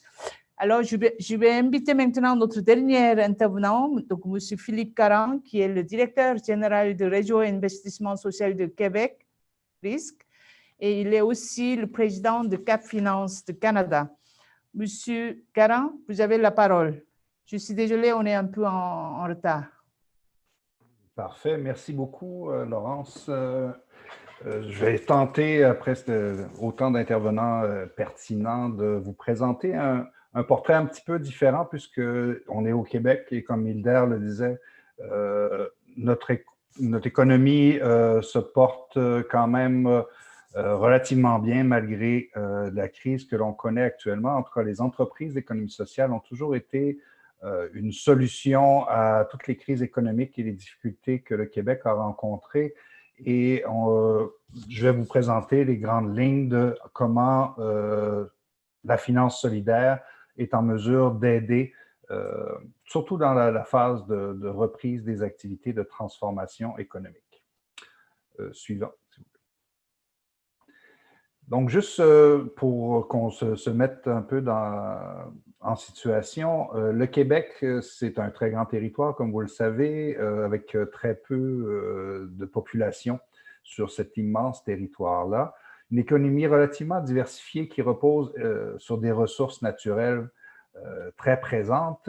Et je crois que la caractéristique d'avant COVID, c'était le fait qu'on avait un taux de chômage relativement très bas. On s'approchait de plus en plus du plein emploi et donc une crise de pénurie de main-d'œuvre que l'on connaissait déjà depuis plusieurs mois, même on peut dire plusieurs années, s'était dessinée au Québec. Donc une surchauffe un peu des besoins et de difficulté de trouver notamment des ressources humaines pour combler l'ensemble de nos besoins. L'économie sociale, dans ce portrait-là, se dessine relativement aussi très bien. On voit que c'est quand même un pourcentage relativement élevé du PIB québécois que représentent les coopératives. Bien entendu, il y a de très grosses coopératives au Québec, quand on pense à des coopératives financières comme Desjardins ou la Fédérée au niveau agricole, donc des acteurs majeurs, mais aussi une panoplie d'autres plus petites coopératives et d'organismes à but non lucratif qui offrent des services essentiels à la population, qui se sont développés au fil des années et qui représentent quand même plus de 11 000 entreprises d'économie sociale un peu partout sur le territoire du Québec. Suivant. Simplement pour vous mettre en contexte, Cap Finance, c'est un réseau d'acteurs de la finance solidaire du Québec. Donc, ça a été créé en 2009, mais ça fait déjà plusieurs années que l'ensemble de ces organisations travaillent conjointement avec le milieu universitaire, entre autres, pour un peu documenter, échanger de l'expertise, essayer de travailler en concertation et en complémentarité pour soutenir les entreprises d'économie sociale sur l'ensemble du territoire. On a l'avantage au Québec d'avoir deux écosystèmes très solides. Un écosystème que vous voyez ici de la finance solidaire qui ressemble beaucoup d'acteurs, passant de la microfinance, des acteurs de développement et des organismes de développement local qui ont des fonds également pour soutenir le développement de leur région, et une panoplie d'acteurs qui ont des tailles et des croissances. Mon organisation, Le Risque, est probablement l'un des plus petits, offrant on ne va pas dire du microcrédit, mais des prêts de petite envergure pour soutenir les besoins de fonds de roulement des entreprises d'économie sociale. Donc, ça venait compléter, et ça sans prendre de garantie. Vous avez des acteurs comme Filaction qui nous ressemblent, mais avec des prêts un peu plus substantiels là, pour soutenir les projets, et d'autres grands joueurs comme nos deux fonds de travailleurs qui sont davantage des grands investisseurs sur des grands projets ou sur des fonds plus spécifiques comme la fiducie du chantier d'économie sociale, là, où on a un produit de capital patient, donc qui permet d'être un intermédiaire financier de plusieurs acteurs pour soutenir. Bien entendu, le gouvernement également a son propre organe, Investissement Québec, et différentes mesures pour soutenir l'économie sociale. Donc, à travers les années, on a appris à travailler de façon très collaborative et de s'assurer de la complémentarité de nos actions. Donc, avec l'apparition de cette crise, la COVID, mais surtout des mesures de confinement qui faisaient en sorte que l'économie du Québec était en bonne partie au ralenti, à part les services essentiels, Cap Finance est devenu naturellement un lieu d'échange, de réflexion et de diffusion de l'information, puisque c'était, selon nous, la principale action à faire à court terme était de fournir, de s'assurer que l'information se rendait aux entreprises, qu'ils puissent prendre des décisions éclairées et donc et de voir comment, en concertation, on pouvait travailler à maintenir ces entreprises en vie là et à essayer d'anticiper les besoins pour une relance et surtout une transformation. Parce que dans notre vision, je pense que la crise actuelle est aussi une occasion excellente d'aller vers la transition économique et la transition écologique tant souhaitée par les populations et d'offrir justement des outils pour permettre aux entreprises de prendre cette tendance-là. Suivant. Donc, les besoins qu'on a pu voir étaient relativement simples parce qu'il y a différentes mesures d'ensemble des paliers gouvernementaux, que ce soit au niveau fédéral, provincial et même au niveau des municipalités et des grandes villes de l'ensemble du Québec. Toutes ces instances-là ont annoncé des mesures importantes de soutien à l'économie qui ont été utilisées grandement par les entreprises.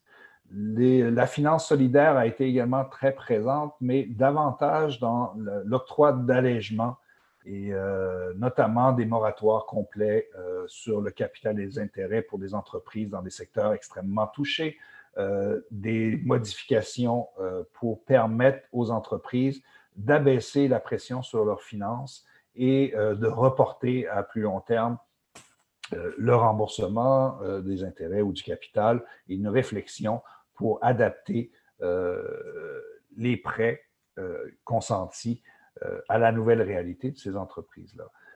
On s'est vite rendu compte que l'endettement n'était pas non plus une solution. Les entreprises ont été très frileuses à faire appel parce que différentes mesures ont été présentées, notamment avec Filaction, a proposé différentes mesures pour répondre à des crises ponctuelles, des besoins de liquidité.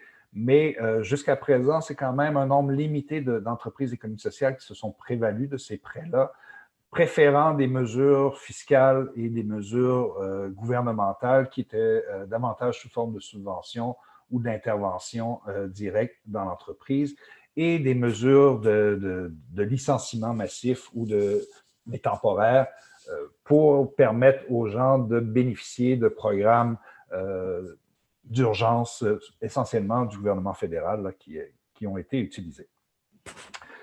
Le surendettement est un danger réel, notamment pour la finance, si l'usage du prêt est utilisé à outrance, les entreprises vont avoir énormément de difficultés à passer à travers les prochaines années et d'octroyer des prêts à taux réduits fait en sorte qu'il y a un risque de déstabilisation de l'écosystème pour permettre justement que tout l'ensemble des partenaires que je vous ai présentés précédemment puissent jouer un rôle dans tout ça. Donc, un souci réel d'éviter de déstabiliser l'ensemble de l'écosystème financier qui a été mis en place. Et finalement, c'était conserver la main-d'œuvre. Les entreprises avaient la possibilité, oui, de licencier, mais plusieurs secteurs avaient besoin de conserver une main-d'œuvre spécialisée et éviter une crise importante de ressources qu'on connaissait déjà avant la COVID. Donc, une volonté de maintenir le plus possible les équipes et différents programmes ont été octroyés pour ça. Maintenant, on est rendu à la phase d'adaptation à cette crise-là. Déconfinement au Québec depuis déjà quelques semaines, meilleure lecture de ce qui se passe.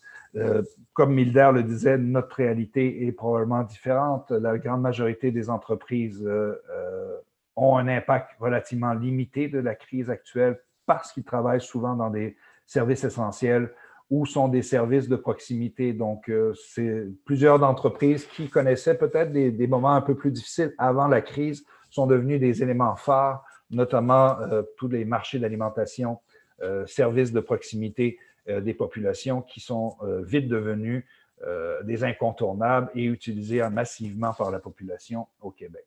En même temps, on constate une volonté de solidarité de l'ensemble de la population qui fait en sorte que l'achat local est priorisé et vient donner un second souffle aux organisations, même dans le tourisme, pour essayer de compenser les pertes de revenus actuelles.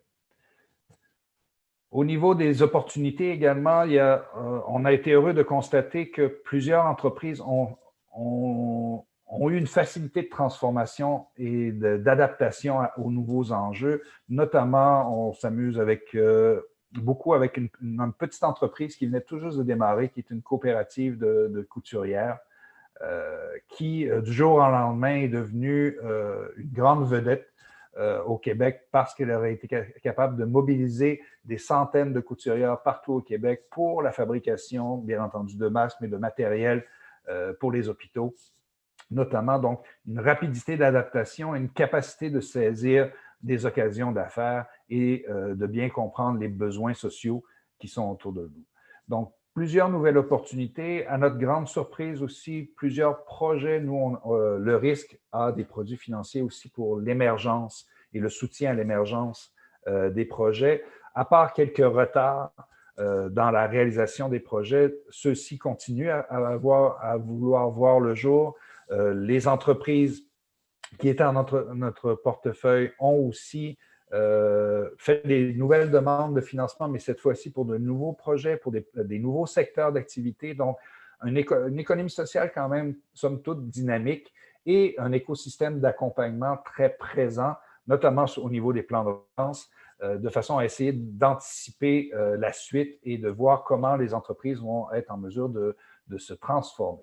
Bien entendu, les entreprises qui connaissaient des difficultés avant la crise ne sont pas dans une situation idéale, souvent très précaire, mais ça ne représente qu'un petit pourcentage des entreprises de nos portefeuilles respectifs. Donc, on voit que la dynamique au Québec, parlons du Québec parce que c'est notre territoire, est probablement très différente et on constate probablement une adaptation très rapide au cours des prochains mois à la nouvelle économie et une reprise, peut-être pas à la normale, mais une reprise très rapide de l'économie au Québec devrait s'en suivre.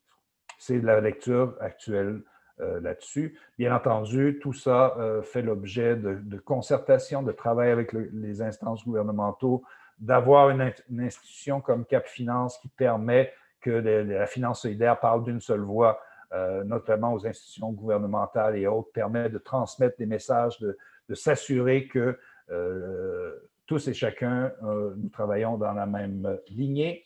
Et ma conviction personnelle, c'est que l'économie sociale au Québec, mais partout dans le monde, va devenir de plus en plus incontournable et donc de fournir les outils nécessaires pour que celle-ci puisse prendre son expansion est vraiment essentiel. Et c'est là-dessus que nous, on va travailler au cours des prochaines semaines. Suivant.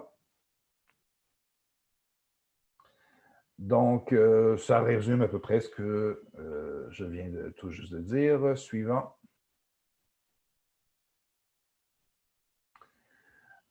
Donc, comme je vous disais, je crois qu'au Québec, la finance solidaire va se positionner beaucoup sur la transition économique, la transition environnementale nécessaire, d'encourager des mesures, des circuits courts qui sont de plus en plus, en tout cas cet été tout particulièrement, la population est à l'écoute pour voir comment s'assurer d'une alimentation, mais locale et de rester d'encourager l'écosystème et surtout les petites familles, les fermiers, de façon à pouvoir s'approvisionner à même les productions avoisinantes et l'économie sociale pour les enjeux sociaux qui ont pris encore plus de... Excusez-moi. Encore plus le devant de l'actualité. Donc, souvent l'économie sociale, notamment dans la crise au niveau des CHSLD au Québec, des centres hospitaliers de longue durée pour les personnes âgées, l'économie sociale est probablement une alternative pour répondre aux problématiques qu'on a connues au cours de la crise. Donc, merci beaucoup de m'avoir écouté et au plaisir de discuter avec tous les membres de GCEF prochainement.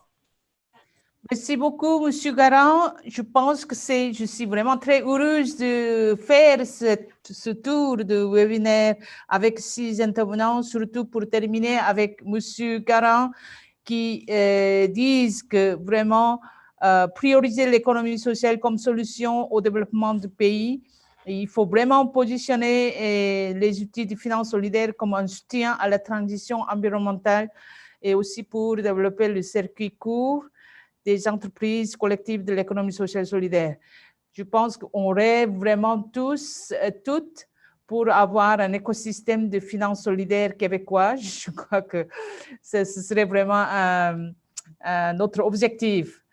Voilà, je pense que même on a épuisé notre temps, 1h30 quand même. Nous avons reçu quelques questions. Donc, si, comme je vois encore plus de 40 personnes qui restent avec nous, je vous donne quand même des questions pour que vous puissiez répondre aux 2-3 questions.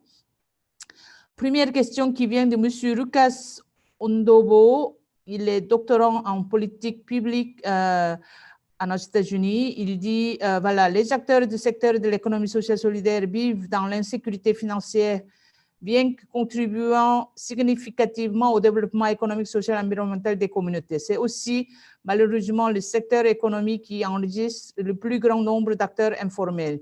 Ma question est de savoir si la réflexion actuelle sur le financement à court terme de l'économie sociale solidaire dans le cadre de COVID-19 prend en compte l'état actuel des acteurs et la nécessité de poser définitivement les bases de coopération de son financement. Il n'est pas à spécifier sa question à un intervenant, donc je pense que c'est parmi nos intervenants, il y a quelqu'un qui peut peut-être répondre à sa question. Deuxième question qui vient de Madame Wafé Roudé et Guedira, qui est la présidente de l'association NAPTA au Maroc. La mise en place d'outils spécifiques au niveau des entreprises de l'économie sociale solidaire requiert des procédures très strictes à cause du virus qui tourne encore. Comment faire adhérer les citoyens et les membres des entreprises à ce nouveau processus? Et puis, la troisième question vient de Madame Aminata Diop Sam de FODEM au Sénégal. C'est une question qui s'adresse directement à Madame Denise Fatoumata Ndo. Denise, quelles sont les mesures prises par Senfinance pour juguler les conséquences de l'après-COVID-19 aux acteurs de l'économie sociale solidaire? Et puis, je pense qu'il y a quelques observations, en particulier donc Malik Diop aussi du réseau RACTES, donc Réseau national des acteurs territoriaux pour l'économie sociale solidaire. Les capacités de résilience des acteurs de l'économie sociale solidaire ont été lourdement mises à épreuve, d'où la nécessité du plan de relance pour post-Covid. Voilà.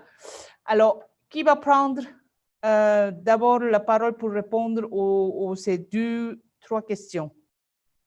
D'abord, je donne la parole à Denise, parce qu'il y a une question très concrète à Denise. Merci, Aminata. Alors, oui, Aminata pose la question de l'après. Je me dis, pour qu'il y ait un après-Covid, il faut déjà que les structures arrivent à traverser la période de crise. Donc, nous, on a mis en place un accompagnement déjà pour leur permettre de pouvoir déjà exister encore à l'après-Covid. Et une grande question, c'est quand cet après-Covid aussi? Parce qu'actuellement, on est encore dans une période où on a beaucoup de cas, il y a encore beaucoup de difficultés liées à cette crise sanitaire, bien que les activités aient plus ou moins repris, mais tout le monde sait que ce n'est pas de la meilleure manière qui soit et que ce n'est pas des procédures normales qui sont en cours. Donc, ce qu'on a prévu aussi dans le programme de résilience d'appui aux structures financières décentralisées, c'est un volet préparation à la reprise des activités qui serait plus un accompagnement donc technique, une aide au diagnostic post-Covid, pouvoir les aider un petit peu à faire le point sur leur situation en fin de crise, et ensuite un accompagnement pour l'élaboration d'un plan de reprise et un accompagnement également pour trouver des solutions pour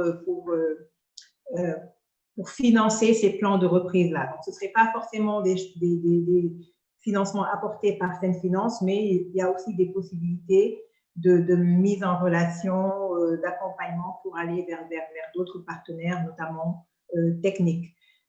Voilà, donc dans le programme de riposte qu'on a mis en place, il y a ce point aussi d'accompagnement pour gérer l'après-crise. Mais c'est vrai que la question, c'est quand l'après-crise? Je pense qu'elle commence déjà maintenant et c'est inclus dans notre programme. Mais avec Aminata, on pourra en reparler de manière directe, plus amplement, puisqu'on a un problème de temps qui dispose aujourd'hui. Merci. Merci, Denise. Je pense que je viens de recevoir une question qui s'adresse au monsieur Garand. Alors, c'est une question qui est posée par monsieur Bruno Chinon, ISA Group. Comment se positionne l'économie classique par rapport au développement des entreprises de l'économie sociale solidaire au Québec? Les approches de coopération sont-elles simples entre les deux économies? Monsieur Garand, vous pouvez y répondre? Je vais tenter une réponse et Milder peut-être pourra compléter parce que la question est complexe. Il faut dire qu'au Québec, la façon dont on le voit, c'est que l'économie se repose sur 3 piliers. Le gouvernement, les entreprises ou le secteur classique, mais l'économie sociale est un pilier important de notre économie.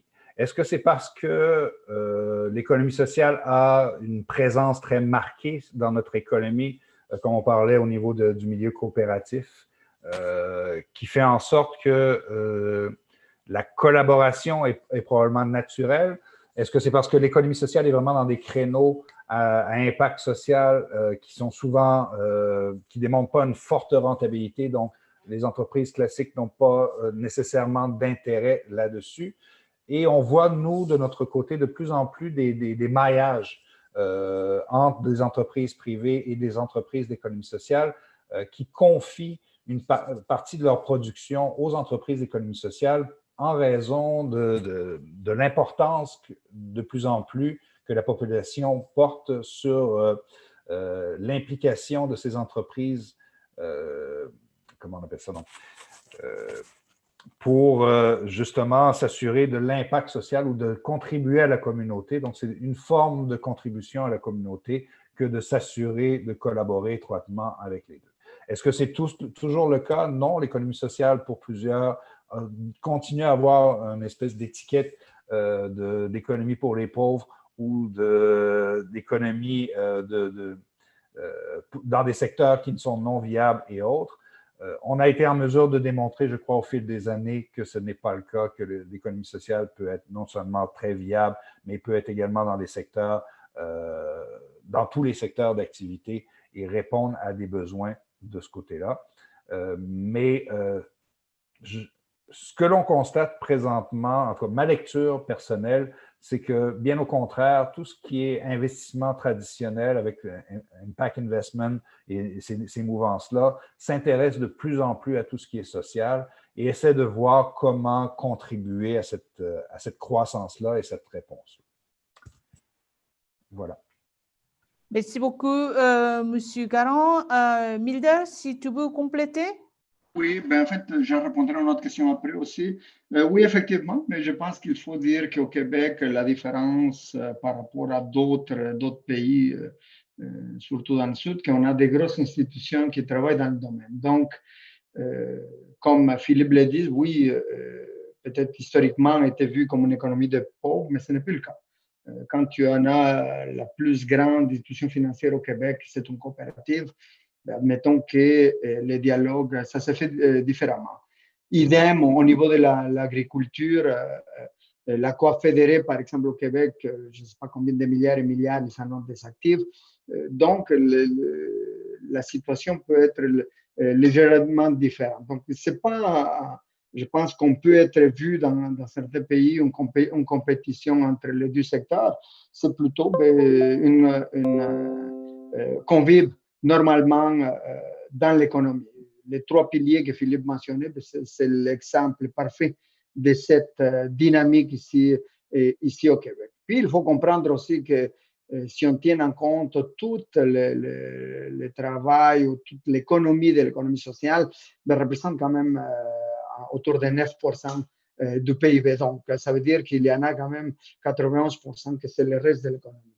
Mais je pense qu'il n'y a pas une dialectique de confrontation à ce niveau-là. Philaction, à titre d'exemple, on finance beaucoup au niveau de l'économie sociale dans tous les secteurs, que ce soit la culture. Tout dernièrement, on en a beaucoup de projets depuis le mois de mars dans l'agriculture. Donc, non, il y a un bon dialogue là-dessus. Puis, pour revenir à la question, je pense que c'était de M. Lucas Ondobo, si la réflexion actuelle tient en compte que le secteur informel est très présent. Mais quand je vois les membres d'Inès, c'est une réalité. Donc, oui, ils tiennent en compte de cette situation-là. C'est pour ça que je parlais que dans certains égards, on pouvait voir dans certains pays de 70 à 95% de l'économie formelle. Ça fait partie de notre réalité. Donc, l'analyse, la réflexion, ça se fait en fonction de ça. Le drame, c'est qu'on n'en a pas beaucoup de points d'appui dans lesquels on peut aller puiser cet appui, cet financement, que ce soit à court terme ou à long terme. Les organisations les plus grandes, les plus solides, qui sont parfois basées dans les pays du Nord, oui, ils vont passer des moments un peu plus difficiles, mais vont passer à travers. Par contre, de petites initiatives, là, que ce soit en Amérique latine ou en Afrique, ça fait partie de notre réalité. Quand on dit qu'on va avoir dans les mois à venir des réflexions à faire aussi sur dire qu'est-ce qu'on va faire parce que le taux de provision de perte va être beaucoup plus élevé, ça veut dire ben là, la réflexion c'est comment est-ce qu'on peut aider à renflouer cette initiative.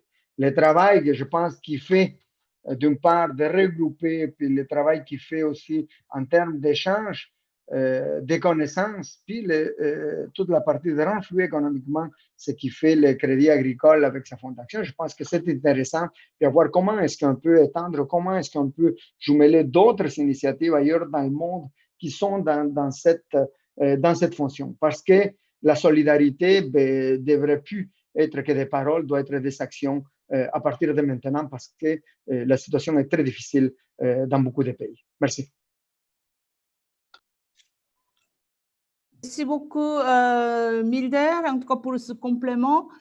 Alors, il y a aussi je crois une nouvelle question qui est arrivée. Je crois qu'il y a une question à M. Simon, mais il vient de quitter. Quelle est l'origine des ressources de DLA et ces prestations sont-elles payantes? Bon, je pense que je crois qu'il est parti. Monsieur Simon, vous êtes là encore? Bon, je crois qu'il est parti. Il y a juste une question, je pense auquel peut-être Monsieur Romulus ou Philippe Quichande pour répondre. Quelle stratégie de la finance solidaire pour les jeunes? C'est une question qui vient de M. Rayonnel Floristin, KNFP. Philippe? Oui, je veux bien essayer de répondre. Oui. J'en profite pour donner mon bonjour à Lionel, que j'ai connu dans une vie antérieure. Alors, sur les jeunes, c'est vrai que c'est un vrai enjeu parce qu'en tout cas, dans le secteur de l'économie sociale, ça ne fait pas partie, on va dire, des publics qui sont souvent prioritaires parce que jugés plus difficiles certainement à toucher et à accompagner.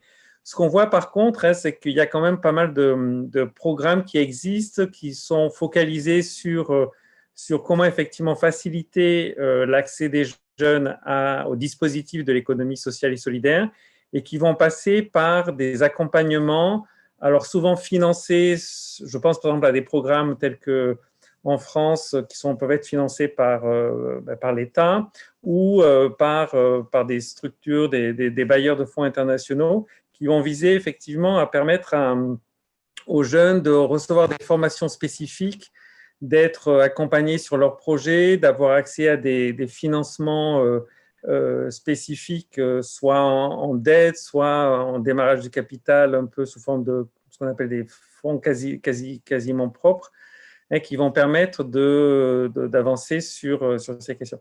Mais c'est vrai que c'est une vraie difficulté parce que c'est un public qui est jugé souvent, enfin là je me place du point de vue d'un investisseur comme étant plus risqué, ayant moins évidemment de garanties, moins d'apports, n'ayant pas toujours l'expérience.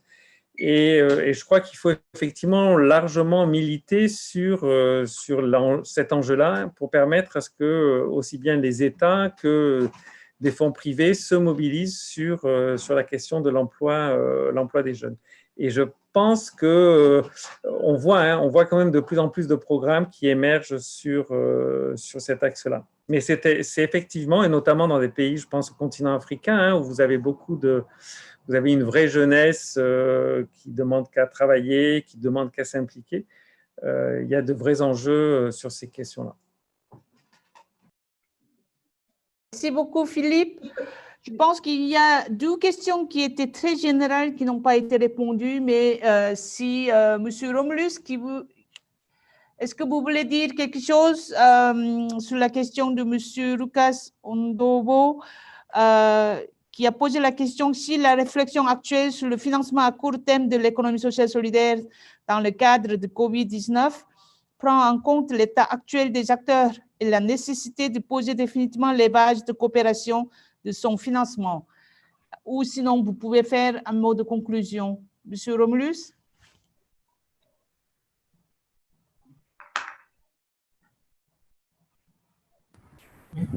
Oui, vous reprendre la question pour moi? Hello? La question est de savoir si la réflexion actuelle sur le financement à court terme de l'économie sociale solidaire dans le cadre de Covid-19 prend en compte l'état actuel des acteurs et la nécessité de poser définitivement les bases de coopération de son financement. Ce n'est pas une question qui est adressée directement à vous, mais c'est une question qui est posée généralement à tous les intervenants. Sinon, vous pouvez dire aussi un mot de conclusion de notre échange. Bon, concernant cette réflexion, je dirais que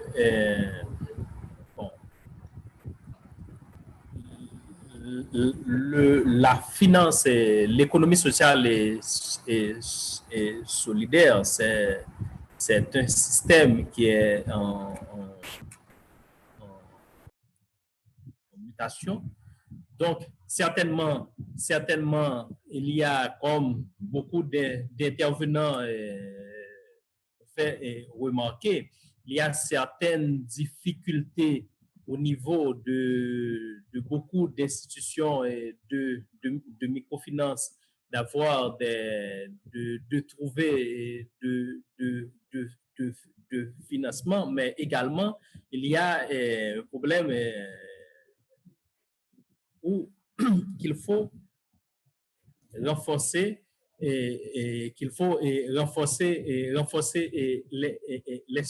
les structures. Donc, à mon avis, certes, je pense qu'il faut continuer avec les réflexions pour pouvoir renforcer le partenariat entre les institutions de financement et les institutions qui sont dans l'économie sociale et solidaire. Et en ce qui concerne les jeunes par rapport à l'économie sociale et solidaire, pour nous, à COFIP et dans les mutuelles de solidarité, les jeunes sont très, très impliqués parce qu'il y a beaucoup de jeunes qui sont dans les mutuelles de solidarité. Donc, en fait, qui sont dans les mutuelles de solidarité, il y a beaucoup de mutuelles de jeunes et ces jeunes-là sont très, très, très, très, très, très impliqués. Donc, dans les mutuelles de solidarité, les jeunes sont très impliqués et donc ils sont très impliqués dans l'économie sociale et solidaire. Merci, Monsieur Romulus. Est-ce que parmi les intervenants, il y a quelqu'un qui va répondre donc, à la question de Madame Wafa Rudis? Donc, la mise en place d'outils spécifiques au niveau des entreprises de l'économie sociale et solidaire requiert des procédures très strictes à cause du virus COVID-19 qui tourne encore. Comment faire adhérer les citoyens et les membres des entreprises à ce nouveau processus? Est-ce qu'il y a quelqu'un qui tente?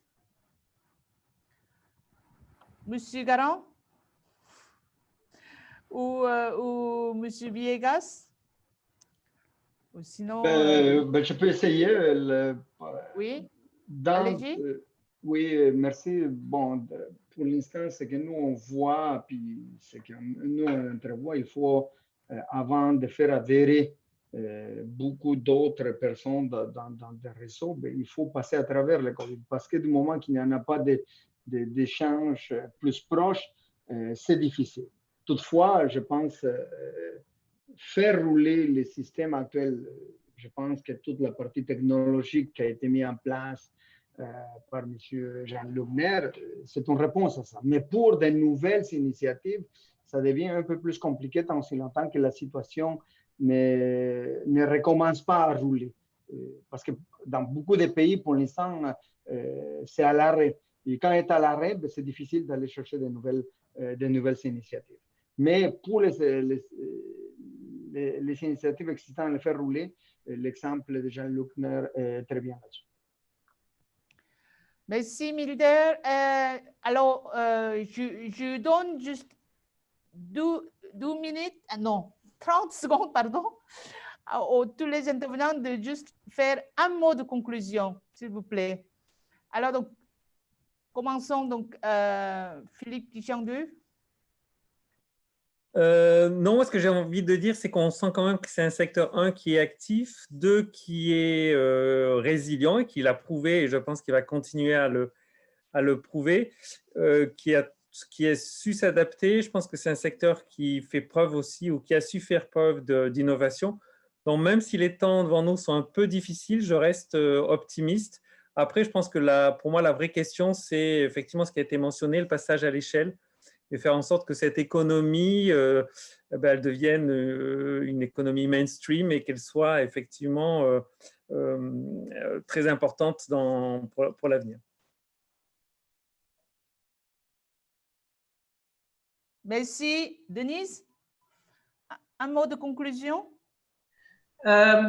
Oui, en fait, ce que je voulais dire, c'est que c'est vrai qu'il y a eu beaucoup de problèmes liés au Covid, mais il y a aussi des opportunités, notamment donc, pour ce secteur, mais pour l'économie sociale et solidaire et pour la finance sociale et solidaire. Je pense que ça a été l'opportunité pour nous de mener des réflexions et de sensibiliser davantage, notamment au niveau central, et que ça va peut-être accélérer notamment la loi sur l'économie sociale et solidaire, parce qu'on en voit vraiment l'importance, et aussi certains éléments comme la digitalisation ou bien la possibilité en tout cas de permettre d'autres types de financement alternatifs qui jusque-là ne sont pas légaux au niveau de nos pays. Donc, je pense que c'est aussi une opportunité de relancer la consommation locale et d'aider aussi à promouvoir tous les produits locaux. Ça a créé cette opportunité supplémentaire-là. Juste pour être un peu optimiste, ne pas avoir que des problèmes et des difficultés, mais également des opportunités que nous espérons qu'en travaillant tous ensemble, au niveau central et au niveau décentralisé et des acteurs, on va arriver à poser des solutions qui sont plutôt des solutions structurelles face à une crise conjoncturelle. Voilà, merci. Merci, Denise. Milder?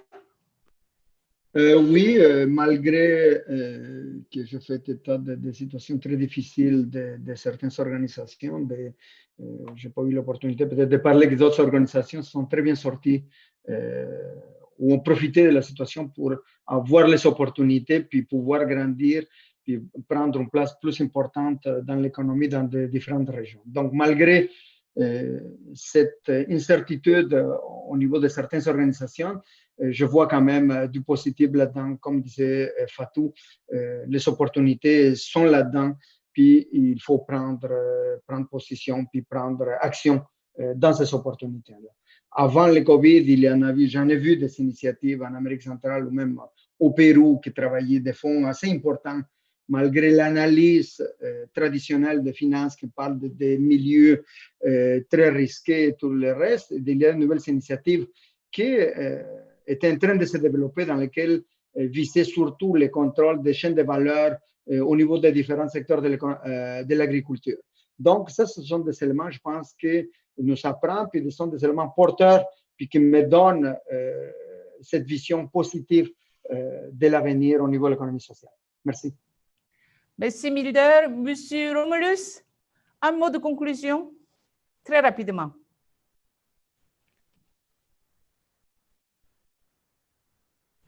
Votre microphone est éteint, s'il vous plaît. Allumez. Merci, merci et de m'avoir invité à participer à ce webinaire. L'économie sociale et solidaire est un secteur porteur.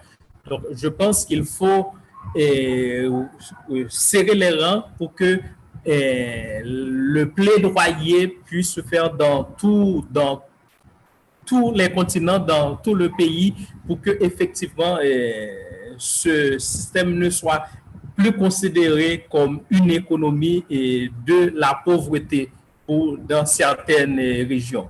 Donc, c'est ça mon mot de conclusion. Merci beaucoup. Monsieur Garand, un mot de conclusion? Dernier.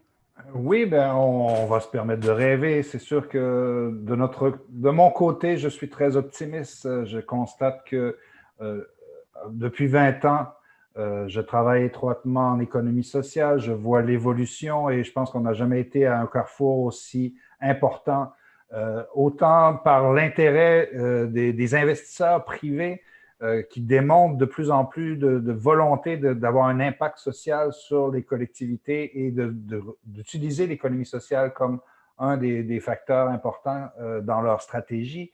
Des réponses gouvernementales qui sont de plus en plus favorables à ce que l'économie sociale prenne davantage de place pour répondre aux enjeux.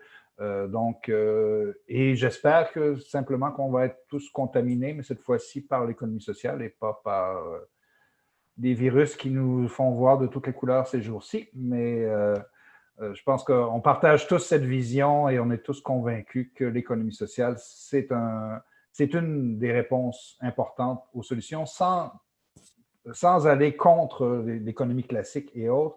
Il y a une place importante pour l'économie sociale pour répondre à nos enjeux, puis on va le voir au cours des prochaines années de plus en plus un peu partout. Merci beaucoup, M. Garand. Je pense que je vais conclure notre webinaire justement avec ces mots de conclusion de nos intervenants. Tournons donc cette crise comme une opportunité de faire un arsenal de finances solidaires et inclusives pour pouvoir répondre vraiment aux besoins des plus vulnérables. C'est ce qu'on a entendu ce soir, en tout cas à travers des témoignages et partage des expériences de nos intervenants. Un très grand merci à nos intervenants qui ont apporté des expériences et des évidences très claires de cette conclusion. Et aussi un très grand merci à tous les participants qui sont venus pour nous rejoindre, mais aussi qui sont restés jusqu'à très tard parce qu'on a dépassé plus de 30 minutes. Un très, très grand merci.